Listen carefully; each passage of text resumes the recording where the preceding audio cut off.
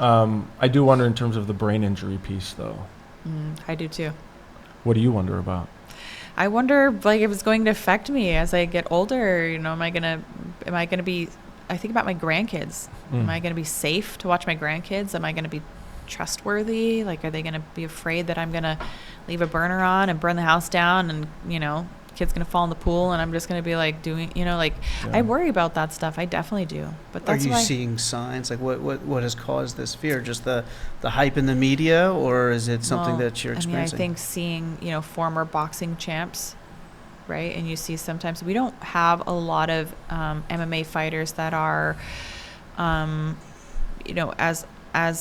old. I feel like it's a younger sport, so we don't really know. Yes. I do think that MMA is overall better on the brain than boxing because more of what we do is dispersed over the whole body. So there's a lot of wrestling, a lot of clinch work, a lot of things that, more body work, kicks. Obviously you can get kicked in the head too, which isn't great. But I still think overall we probably see less repeated head trauma. And I think sometimes the repeated hits in the head, it's just like, boxing is pretty much just a head hunting sport. So it's over and over and over, that jarring and all the sparring rounds. Sometimes it's the sparring rounds that's the worst part of it, Right. But sometimes there'll be whole rounds that I get. It's like I get a takedown early in the round and I don't get hit at all for entire 5 minutes. And it's like, you would never get that in boxing. Even if we're just doing light boxing sparring rounds, you will never get that. You will always be taking some kind of brain trauma. But there are other people in our sport who have had a really hard time, who have, it seems like, BJ Penn is having a really tough time right now. You keep seeing him. What do you think that's about? I honestly, I'm not a doctor and I don't know him that well personally, so I can only speculate like the rest of us. But I imagine he's got CTE. He's got some serious, brain injuries and issues, and I don't know how those things always manifest. I think everybody's different in what they lean into and, what resources they have. And I think our brains are so, even as much as we know, and correct me if I'm wrong, there's probably, 100 times, thousands of times more than that we don't know. Yeah. It's as vast as like the solar system. Right. It's like we barely know anything about the solar system. Right. There's so much more to find out. So I feel like to really try to understand what these people are going through, we have research that's great, but we also have a lot of things we don't understand and we don't know. And I just imagine that he's struggling. I think a lot of fighters have, So yeah, for him in particular, it's interesting because he's demonstrating what I might call Capgras syndrome, which is like the delusion that a familiar person has been replaced by an imposter. In this case, his mom has been replaced by somebody that the government has put so in her place, which is a hard delusion to muster with a concussive injury or a repeated contact sport history, unless one of those injuries smacked his exact area that recognizes and makes a familiar experience around faces. Right. And so you'd have to be really focused. Like a gunshot wound or a specific neurodegenerative condition that hits that it's right called the there. temporal lobe, right in this spot, the face area it's called. Now, it would be hard for me to believe that CTE has brewed there. Right. And started to kind of populate and kill neurons and somehow cause this very discrete delusion. Right. Maybe he was genetically a predisposition for this, and maybe it would have happened if he never fought. We don't really know, but it seems like his awareness of everything is exacerbated, and it doesn't seem like he's the way that he used to be. And again, maybe it's just because he's famous and we kind of get to follow along his story that we're more aware of it. But obviously people who have never fought before also suffer from this. Right. So it's easy to chalk it up and say, oh, it's because he got hit in the head. I don't know. Yeah. But I there are a few, Phil Baroni, he shot his girlfriend. He murdered her. He shot, and he was he's in prison, and then you see football players too, that fly off the deep end, and we just I don't understand it, but I always just have concerns of what we don't know. I don't know for sure, but I know that these people have done a lot of contact sports, and I know I've done a lot of contact sports, and I'm so how could it potentially manifest? Does it make it more likely that I could have dementia, or that I could even just be forgetful, more forgetful than I would have been by taking head trauma to lose this prized possession, the thing that makes us who we are, that gels our past experience with our current experience. It is scary, for sure. I think the one thing that drew me to your story and to your experience is how candid and aware and insightful you are about, one, your emotional and mental life through your career, but also when we first met at the CTE and concussion conference last year at Irvine, you talked a lot about the locker room understanding, or the rehab gym kind of understanding amongst yours and the next generation of fighters in terms of concussion, CTE. You just kind of use those terms interchangeably, like, yep, I'm forgetting stuff, I got CTE. Yeah. Like, talk to us about what is the understanding about these injuries. Still feel like this, people understand CTE as this kind of broad overview of like a reason why your brain's just not working the way that it used to. And that I think that's what people know about it. And that's really it. Are people talking about it? Are they afraid of it in the aftermath of a concussive event or a knockout? Is that a concern? Yeah, it should be. It should be more of a concern. And I think there are these general protocols that, the commission or, these organizations or whatever has said that you have to do in order to get cleared after something like that. But I don't know. I don't believe that there is as much. I feel like it's more of like a technicality. I guess that's what I'm trying to say. Because from what I understand, that an MRI is just like taking a picture of the brain at one still moment in time. So I don't know how that could give us enough information to really say like this person's brain is good or it's bad or how it was affected differently. And I used to think, well, an MRI is like the gold standard for your brain, and it's just gonna tell you if the brain's good. But I don't know.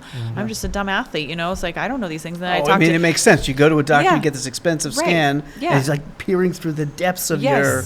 Yeah, and you see it, and it's like looks like it scans through your whole brain. It's like, wow, and you think you're good. But I think it's really important for us to have these conversations, and I think it shouldn't be a taboo thing. I don't think this should be something that athletes are afraid of. I think we need to look at it like, how can we be preventative, and how can we make sure that we're giving people, fighters, the information so that they can make informed decision? Because I think that's where the biggest issue is that people will say, fighters and fans and many people that I've talked to, well, they knew what they were getting themselves into. Like, but did you? Did they? Right. Did they? Right. Do we even know as a science, as a medicine? Right. And there's just so many questions, and that's, if we were able to say, hey, this is the likeliness in the sport that you do, that you will suffer from this, or this. Would some people make a different decision?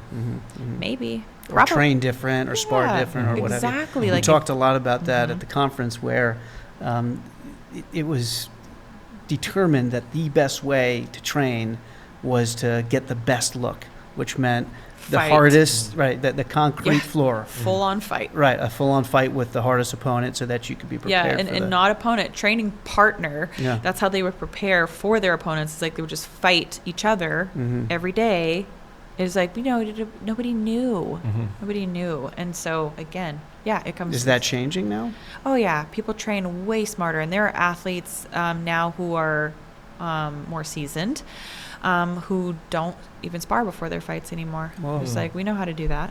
We don't need to spar. And they supplement otherwise. They'll do like what we call technical sparring, which I'm really big on that too, where I say, let's aim for 10% impact and full speed.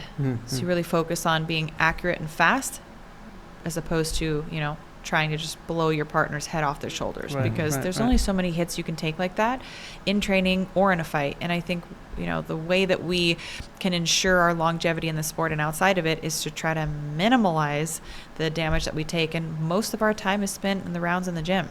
That's where most of the damage happens, is in the rounds in the gym. How does that differ from, both in the way that you spar and in the way that you recover when you're talking about an arm bar or some other type of submission hold and a knockout head strike? I think that most people don't differentiate very much. Most athletes do not differentiate very much, and they don't like to be told that they can't train. Like, the commission will put you on a suspension if you had a really hard fight. Mhm. I think no matter what, you get a 7-day suspension. But if you had a slugfest, you could be suspended for 6 months. You could be suspended for 30 days. Really?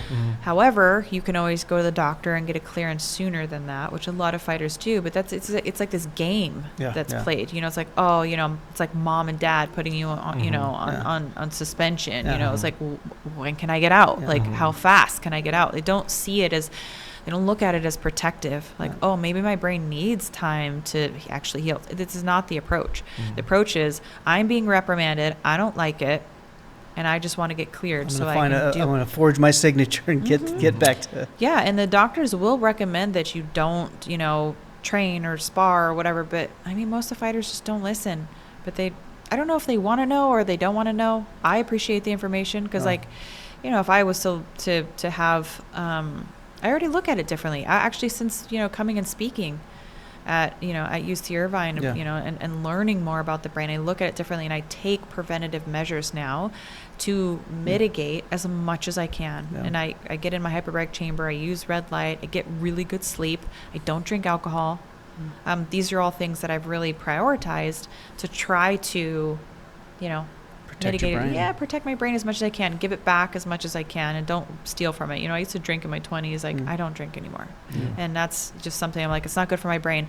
Neither is fighting, but I think maybe I should pick one. Yeah. There's also You're only human. Yeah, there's something unique about UFC with the chokeouts, though. Yeah, right? that's true. Like, I'm very curious how that affects the brain. I don't really know. Which is very different than boxing, for example. So the argument that, hey, you're not taking as many hits as you would in boxing, but you're not getting choked out in boxing. That's so true. What is that doing? Do you guys have any, I'm curious, is there any idea of what is 6 seconds without the normal blood flow in that kind of situation? Enough to make somebody go unconscious. Yeah. There is some literature on it. Yeah. Not specifically in the context of UFC Right. getting choked out in UFC. It's getting choked out in some other environments. You want to talk about it? Yeah, tell me. Asphyxiophilia. He's talking about like a sexual asphyxiation. So there's been studies, obviously. I'm sure there's tons of animal work on losing oxygen to the brain and how much to the second is going to kill that first neuron and so on and so forth. I don't know that literature that well, but generally speaking, in neurosurgery, when they have to cut off blood supply to a particular area, about 4 minutes is that timeline at which, beyond that, brain cells are dying permanently. So 6-8 seconds sounds mild, right? Yeah. But how many times can that happen before the brain is taking some injury that might not be permanent, but might cause a dysfunction that eventually accumulates? And if enough of the debris from the dysfunction builds up over time, is not cleared with sleep, and it has other toxins in the environment from alcohol, and it continues to occur because of continued sparring or fights or whatever. I mean, that environment for recovery from that asphyxiation is probably not adequate. But in the context of these other specific chokeouts, you have people looking at studies where 4 chokeouts in your life from sexual asphyxiation versus 0 or less than 4 can show functional brain imaging differences. And so it's been added to the DSM-5 criteria as part of the sexual disorders to say, hey, look, the recommendation is don't do that. Yeah. Even though in this case it creates a euphoria and a giddiness that then gets conditioned with the sexual pleasure, which creates this repetitive behavior. But in the case of obviously fighting and choking out there, the objective is to win a fight. But the cumulative injury there is unknown, but likely not negligible. Yeah. How many times do you think someone would get choked out over a year's worth of participating in the MMA? Oh, well, I mean, I suppose how good you are grappling, how stubborn you are, but most people tap. They'll tap Most people before tap. that. Yeah, most people don't lose consciousness. And I would say in my entire career, I've only lost consciousness twice. Once in training and once in a fight. Although it didn't look like I lost consciousness, but I didn't know where I was. And it was compounded with being hit So I was already like had been losing my proprioception from like being hit, and then I was like in a chokehold, and I didn't have like the I'd lost like some control of my body. Like I remember like I had no strength. I don't know why that was, but it was like I had zero or like 10% of my strength. Right. I couldn't like pull or do anything. I was just like my body was uncoordinated. And then I tapped, but I don't remember that. And then I look at the video, and I tried to kind of like turn into her like I was still fighting. Like I just didn't know where I was. So it was like a level of unconsciousness, but my body was still moving, but I wasn't home. Yeah. Wow. So that's interesting. But also wonder if, when you're in a very oxygen, like anaerobic state, if that could potentially exacerbate the symptoms, because your body needs the oxygen so bad at that point where, maybe I would think that in these studies, where people are doing it for more pleasure seeking purposes, that it's probably more of a relaxed state, like maybe a little bit your heart rate's elevated, but not to the point where, fighting for your life. So I was, obviously there's so many variables when you do studies and things. It's hard to control for all of that. Right. But I wonder, obviously if you were to take somebody who just got done running sprints and they're just like redlined and you put them underwater, they're going to drown faster. Than somebody who's just like at rest. No question. So it's maybe your body needs that oxygen a little bit more. So who knows? There's some literature on weight cutting too. That I'd love to talk to you about too, where those that cut weight to a significant degree experience concussion symptoms at baseline without having even been concussed. Wow. But then also it's also theorized that those that are cutting significant amounts of weight could potentially have more severe symptoms after they experience a concussion because of that phenomenon. I have heard that. I've definitely heard that discussed and talked about, but I don't know at what percentage. I think it's like greater than 10% of your body weight, I think is what I understood that as, but I could be totally wrong. Yeah, I think you're right. But it is interesting, and how it was explained to me was, I don't remember who explained it either, so I'm not saying this is reliable, but that when you deplete your body of so much fluid and you're dehydrating, that you can actually pull water a bit from like the brain area. Yes. And so you're more likely to get concussed from a punch that maybe wouldn't have hurt you as much otherwise. That's a great point. I mean, it floats in your cerebral spinal fluid. Right. Your brain floats in your cerebral spinal fluid, which is fluid and made up of water. So it would make sense that there would be a decreased amount of volume of your cerebral spinal fluid around your brain in the context of, significant weight cutting. Yeah. Yeah, I would love to learn more about that. I wonder how much weight they, where they got the data, like, and how much, what percentage were they cutting? Right. I would love to know more about that. What were your experiences like with weight cutting? Oh, I had some horrific ones, but I did it wrong for a really long time. But now I usually cut around, 11 pounds. Yeah, which is not a small number, but it's not hard. It's like, it's good and it's doable. I keep, the biggest thing for me is to make sure that I have electrolytes. We used to cut that out. We would, drink basically like distilled water and have no minerals, no electrolytes. And when you do that, you just feel it's pretty dangerous, horrible, and you don't sweat, and so you just cook. And we were the blind leading the blind. We thought we were so knew what to do, get in a really hot bath and just sit there. Now I do it through movement too, so it's just like I'll just play wrestle, just really light, but my body's kind of like naturally excreting the water in a way that's like familiar to the body, as opposed to like, sitting in something hot and just being passive until you literally feel like you're going to pass out. Yeah. So I feel good with that. And I haven't experienced the negative effects. But I'll tell you what, when I cut weight the wrong way and pulled, to the point where you feel like, you literally question if you're going to like die. Like my hands were like cramping up, and I was like couldn't function. I just couldn't move. It was just an awful experience. And that's the one where I was telling you about where I got hit, and it was actually a jab. I got hit and I just got rocked, like right, and it was in a punch that would normally do that to me. Jabs aren't typically punches. Yeah, not typically. Yeah. Granted, it was Amanda Nunes, so she hits like a man. She's very strong. Yeah. But I been known for like having a pretty good chin, and I think the weight cut didn't help. It certainly did not. It didn't serve me well. It was like one of the worst weight cuts that I ever had, and I don't think it helped me.